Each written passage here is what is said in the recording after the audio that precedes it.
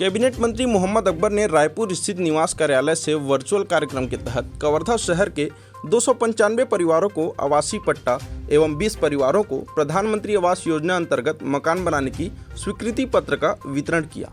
Cabinet मंत्री मोहम्मद अकबर ने virtual programme में जुड़े रहते हुए कलेक्टर जन्मेजय महोबे, नगर पालिका अध्यक्ष ऋषि कुमार शर्मा व उपस्थित जनप्रतिनिधियों ने अपने हाथों से आवासीय पट्टा एवं प्रधानमंत्री स्वीकृति पत्रक वितरण कर बधाई एवं शुभकामनाएं दी। शहर के 295 हितग्राहियों को कलेक्टर कार्यालय सभा कक्ष में आवासीय पट्टा तथा 20 हितग्राहियों को प्रधानमंत्री आवास स्वीकृति पत्रक वितरण किए।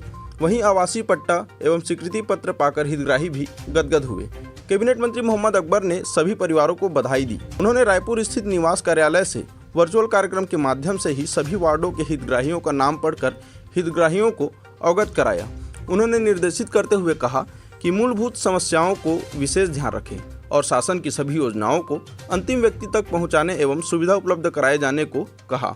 नगर पालिका अध्यक्ष ऋषि कुमार शर्मा ने बताया कि आपके माध्यम से शहर में अब तक पात्र 861 परिवारों को उनके हक अधिकार प्रदान करते हुए राजीव गांधी आश्रय योजना अंतर्गत आवासीय पट्टा प्रदान किए।